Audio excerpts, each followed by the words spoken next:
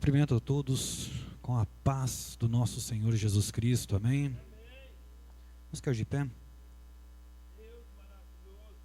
Estamos no segundo dia da campanha, Minha Família no Altar de Deus.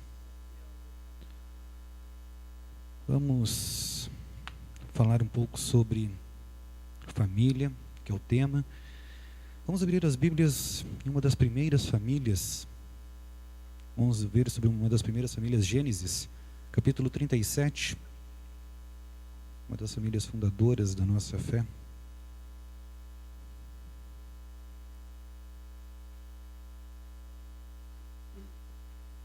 Gênesis capítulo 37, primeiro verso 1 ao verso 4. E Jacó habitou na terra das peregrinações do seu pai, na terra de Canaã. Estas são as gerações de Jacó, sendo José de 17 anos, apacentava ovelhas com seus irmãos, e estava este mancebo com os filhos de Bila e com os filhos de Zilpa, mulheres do seu pai, e José trazia uma má fama deles a seu pai. Israel amava José mais do que a todos os seus filhos, porque era filho da sua velhice, e fez-lhe uma túnica de várias cores. Vendo, pois, seus irmãos que o seu pai amava mais do que a todos os seus irmãos, aborreceram-no, e não podiam falar com ele pacificamente. Agora vamos para o verso 13. Disse, pois, Israel a José: não apacentam os teus irmãos junto de Siquém? Vem e enviar-te-ei a eles. E ele lhes disse: eis-me aqui. E ele lhe disse: ora, vai. E vê como estão os teus filhos e como está o rebanho, e traze-me a resposta. Assim o enviou do vale de Hebrom, e José veio a Siquém. E achou um varão, porque ele andava errado pelo campo. E perguntou-lhe o varão, dizendo: que procuras? E ele disse: procuro os meus irmãos. Dize-me, peço-te, onde eles apacentam. E disse aquele varão: foram-te daqui, porque ouvi-lhes dizer: vamos a Dotã. José, pois, seguiu seus irmãos e achou-os em Dotã. E viram-no de longe, e antes que chegasse a eles, conspiraram contra ele para o matarem. E disseram uns aos outros: eis, lá vem o sonhador Mor. Vinde, pois, agora e matemo-lo, e lancemo-lo numa dessas covas, e diremos: uma besta fera o comeu, e veremos que será dos seus sonhos. Podem se sentar.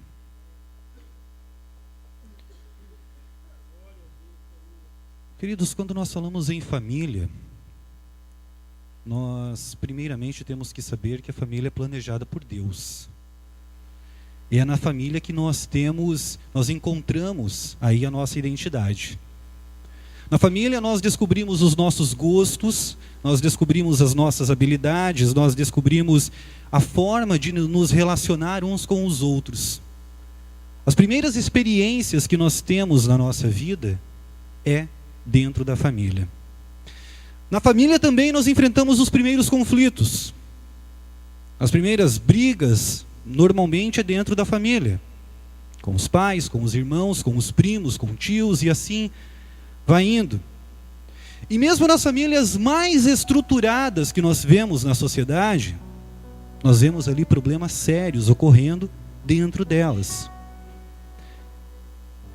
A família, por exemplo, ela pode influenciar o ser humano de uma forma que ele venha ser alguém na vida, ou que ele venha ser um fracassado. Tudo depende da forma como ele é visto, muitas vezes dentro da família. É aquilo que o pai fala para o filho muitas vezes. É aquilo como a forma com que o irmão olha para o outro. Dentro da família está, vamos dizer assim, o cerne para que nós possamos nos desenvolver aqui neste mundo terreno aqui. E quando a gente vê a história de José é interessante, porque nós vemos apenas o sofrimento de José. Nós vemos como os irmãos dele odiavam ele, os ciúmes que ele tinha, o sofrimento que ele passou. Nós vemos o sofrimento que ele teve quando ele foi enviado para o calabouço, quando ele foi esquecido. Nós olhamos normalmente Só isso. E aí, claro, nós olhamos sempre no final, que ele prosperou, ele foi governador, né? Mas antes dessa história falar sobre prosperidade, antes dessa história falar sobre o sofrimento que a gente passa, para depois vir a vitória, o preço que se paga pelas coisas, antes de tudo isso, essa história de José, ela fala de perdão. Antes de tudo isso, ela fala como as questões familiares, elas abalam a nossa vida. Uma coisa, meus amigos, é você enfrentar a desaprovação. Vamos nos colocar aqui como filhos. Por exemplo, a desaprovação do seu pai porque você não fez algo dentro de casa. Outra coisa é você se sentir rejeitado, você sentir um fracassado porque você nasceu da mulher errada. E era assim que os seus irmãos se sentiam. Um fracassado porque eles não nasceram da mulher que Jacó amava. E José, ele mostrava perigo para todos eles, porque ele era amado. E aí, como eles acreditavam que Jacó, rejeitaria todos eles, eles resolveram rasgar a túnica de José. Eles resolveram rasgar os sonhos de José. Quando a gente olha para a Bíblia, quando a gente olha para a nossa família, quando a gente olha para o mundo, a gente vê que todo relacionamento é difícil. Não adianta a gente querer pintar cor de rosa a nossa família, a nossa casa, o nosso mundo, a nossa sociedade. Isso não existe. Todo relacionamento é difícil. Conflitos sempre estão existindo. O inimigo, ele trabalha através da nossa vida, tentando destruir principalmente nós dentro da família, e normalmente ele consegue. E isso vem lá desde o começo. Olha o que Miqueias 7,6 diz: porque o filho despreza o pai, a filha se levanta contra sua mãe, a nora contra sua sogra, os inimigos do homem são os da sua própria casa. E muitas vezes, a maioria das vezes, é isso realmente que nós estamos vivendo dentro da nossa casa. Nós pensamos que o inimigo está fora, mas nós encontramos os nossos inimigos dentro da nossa casa, através do cônjuge, através de um pai, através de um irmão, através de familiares próximos. Por isso eu quero colocar alguns pontos aqui, visto essa forma com que nós temos, essa realidade que nós temos da nossa família, que a família está na nossa sociedade hoje. Eu gostaria de colocar aqui algumas formas. Então, como colocarmos a nossa família no altar de Deus? E como entendermos como estamos realmente na família, a realidade da nossa família.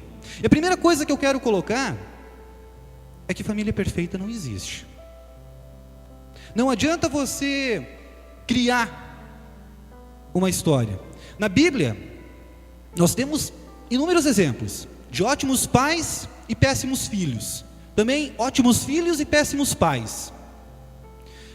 Tem um pastor que ele fala uma coisa muito interessante.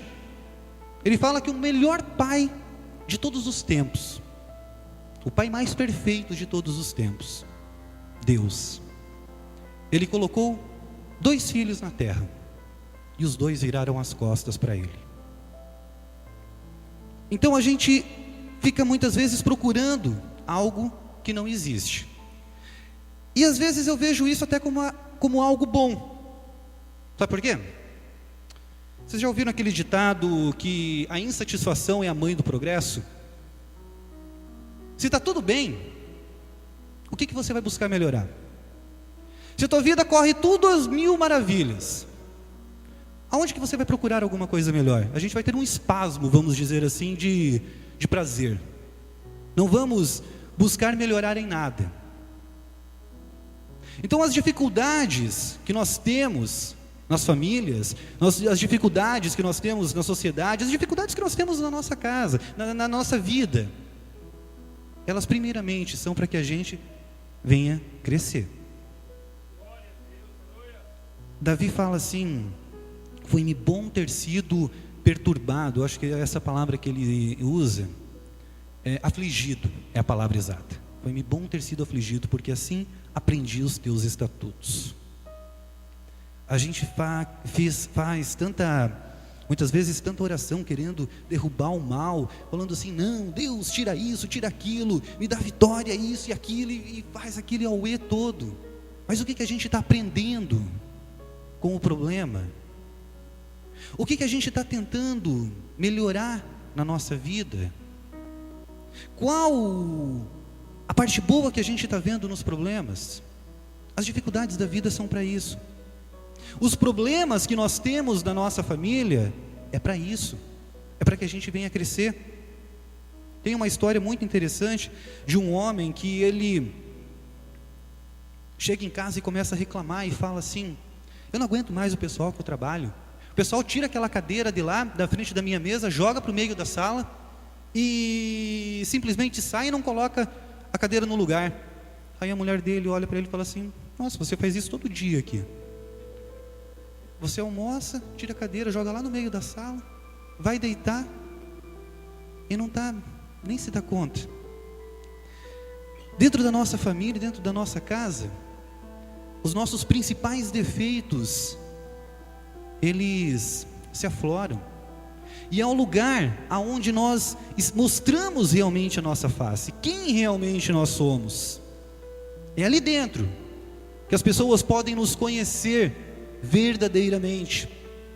Outro ponto que eu gostaria de colocar, essa aqui eu vou pegar do Ariovaldo Ramos. O nosso lar, a nossa casa, é a expressão do que nós somos. Como assim? Por exemplo, tem muita gente que fala assim: eu sou, desculpem a expressão, desculpem a palavra, mas eu sou um galinha lá fora, mas dentro de casa eu sou um ótimo pai. Meu amigo, o que você é lá fora, você vai ser lá dentro. Jacó, ele tem esse nome porque ele era, o nome diz, enganador. Ele passava a perna em todo mundo. Quem ele podia, ele estava enganando. O que ele criou dentro de casa? Olha como nasceu a nação de Israel, com os filhos de Lia, com os filhos de Raquel. Era uma competindo com a outra. Eu vou ter um filho agora, então esse filho aqui vai resolver o meu problema. Aí a outra, não, eu vou ter um outro filho também. E a uma tinha um filho, a outra tinha uma filha. Daí, como elas não tinham mais como ter filho, aí vamos colocar as escravas também para procriar, né? Vamos fazer filho. A bagunça que virou a casa dele. Nem ele, a história, ele simplesmente some. Parte da Bíblia. As mulheres brigando para ter vantagem. O que ele tirava de vantagem lá fora, isso acontecia dentro da casa. Os filhos buscavam ter vantagem uns sobre os outros, porque assim ele era lá fora. Então aquilo que nós somos para a sociedade, nós somos dentro de casa. E também a nossa casa, ela reflete o nosso espiritual. Como assim? Por exemplo, se dentro da sua casa está totalmente desorganizado, espiritualmente você está desorganizado. Se dentro da tua casa você briga, você xinga, você não sabe conversar, espiritualmente a sua vida está dessa forma.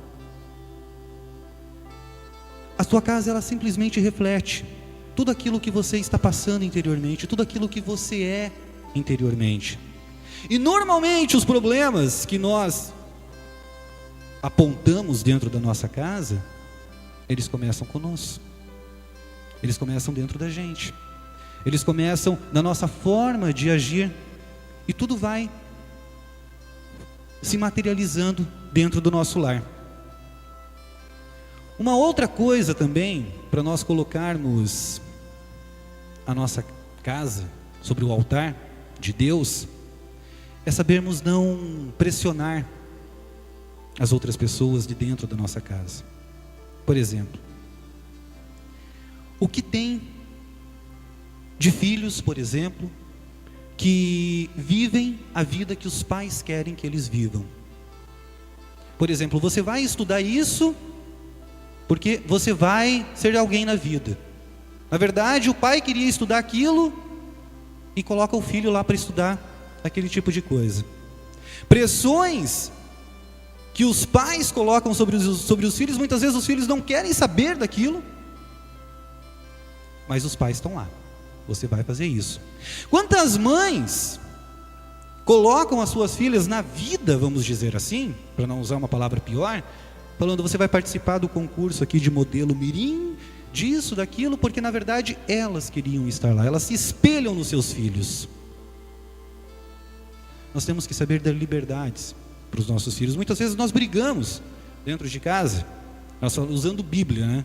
Nós olhamos para os nossos filhos e falamos assim, você deve respeitar os teus pais, porque na Bíblia diz isso. Daí o filho responde, não, mas o pai também não tem que... Se o filho conhecia a Bíblia, né?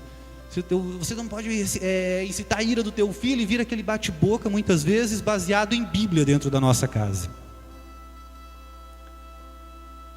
Nós temos que aprender que cada pessoa é diferente. Muitas vezes as pessoas colocam, não só nos filhos, mas também nos cônjuges, colocam pressões. Você vai viver dessa forma, você vai fazer isso, você vai fazer aquilo, a tua vida tem que ser baseada naquilo que eu quero. Tem muitas pessoas que casam porque precisam que a outra pessoa venha completar ela. Vocês já devem ter ouvido isso, eu vou repetir. Quando você casa, você não tem que casar para que alguém venha te fazer feliz. Quando você casa, você não tem que casar porque eu estou me sentindo sozinho e eu preciso de um companheiro. Não. Porque se você precisar que a outra pessoa venha te satisfazer, infelizmente o teu casamento vai ser fracassado. Quando você casa, é porque você está tão bem com você mesmo, você está tão feliz, que você é capaz de fazer outra pessoa feliz. Aí você está pronto para o casamento. Não podemos colocar pressão nas pessoas. Nós temos que amar as pessoas como elas são, pelo que elas fazem. Um outro ponto, não acredite que o tempo ou os acontecimentos, eles vão resolver os seus problemas. Essa história de deixa para lá, deixa rolar, com o tempo esquece. Ou estamos com um problema no casamento, vou te comprar um anel, vou te dar alguma coisa, não resolve. Tem um escritor que ele usa um termo muito interessante, ele fala assim, que nós temos que agarrar o touro pelo chifre, que nós temos que enfrentar o problema da forma que ele é. Nós temos que aprender a enfrentar os nossos problemas. Nós temos que aprender a sentar dentro de casa com os nossos filhos. Nós temos que aprender a sentar com os nossos cônjuges e mostrar os problemas. Falar, olha, o problema é esse, esse e esse. Só que a gente tem medo, a gente tem receio, a gente pensa, com o tempo vai passar. Não passa. Feridas vão ficando cada vez maiores, muitas vezes, porque a gente não trata. E vai acumulando, vai acumulando, vai acumulando cada vez mais. Algo que você fez, algo que a pessoa fez para você, e você não digeriu aquilo. E aí quando a pessoa pinga uma gota no copo d'água, ele extravasa. E aí vira motivo de uma briga ou de discussões que não deveriam, não precisavam acontecer. Porque nós deixamos o tempo tomar conta. Ou porque nós tentamos tapar buracos errados. Por exemplo, eu não estou muito com meu filho, então vou comprar alguma coisa para ele. Vou dar alguma coisa que ele quer. e não dá atenção, não dá o carinho. E nós vamos levando a nossa vida com a barriga, nós vamos levando a nossa família com a barriga totalmente desestruturada. O mais importante de tudo isso é que normalmente nas discussões, nas brigas, em todos os problemas que nós temos dentro da família, vão se gerando mágoas, vão se criando feridas muito grandes dentro da gente. Nós vamos criando nas pessoas, as pessoas vão criando em nós. O mais importante de tudo isso, nós temos que aprender a entrar, alinhar os nossos corações com os corações de Deus. Temos que aprender a perdoar. Temos que aprender a pedir para Deus: Deus, tira essa mágoa. Eu não aguento mais essa mágoa, eu não posso viver com isso. Ser sincero com Deus. Porque quando a gente não perdoa, queridos, nós vamos destruindo o nosso lar. Nós vamos simplesmente apodrecendo ele. Família, ela deve ser o nosso crescimento espiritual. Quando Deus criou a família, com certeza Ele já sabia de todos os problemas que a gente está enfrentando. Eu acredito que todos aqui têm algum tipo de problema na família. Mas esses problemas, como eu já disse lá no início, que eu quero terminar essa mensagem agora, eles não são para que a gente venha se descabelar com eles, ou achar que é o fim de tudo, ou ficar trocando de família a cada problema. Mas eles são para a gente crescer. Se a gente souber aproveitar cada problema, cada discussão, cada coisinha ruim que tem dentro da nossa família, nós podemos reverter isso e chegar mais perto de Deus.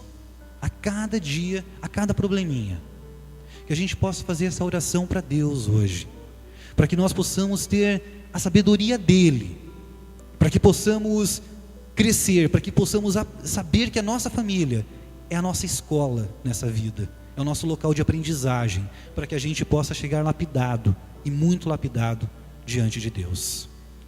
Vamos fazer uma oração?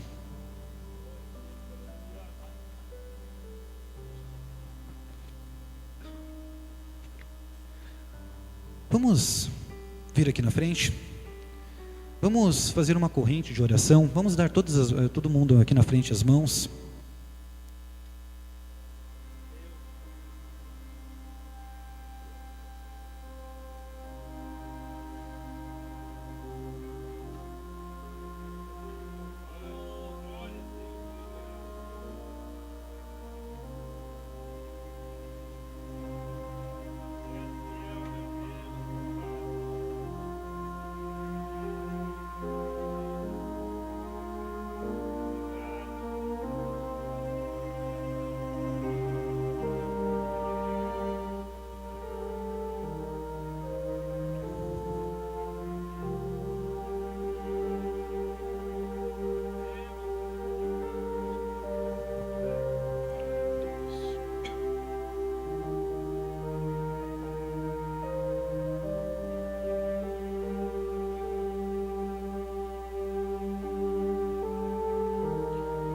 Senhor Deus, grandioso Pai, 3 vezes santo, nós nos colocamos perante a Tua presença, Pai, nesta noite, e viemos te pedir, Senhor, que o Teu Espírito Santo venha em nosso interior limpar, Senhor, tudo aquilo que não é Teu, tirando de dentro de nós, Pai, os defeitos, tirando de dentro de nós o pecado, Senhor, tirando de nós a vontade, Senhor, o engodo pelo pecado, que possamos ser limpos, que possamos sentir a luz, Pai, em nosso interior, que a Tua paz, Senhor, a paz que excede todo entendimento, esteja em nosso interior, e que possamos levar esta paz, Senhor, esta luz para quem precisa.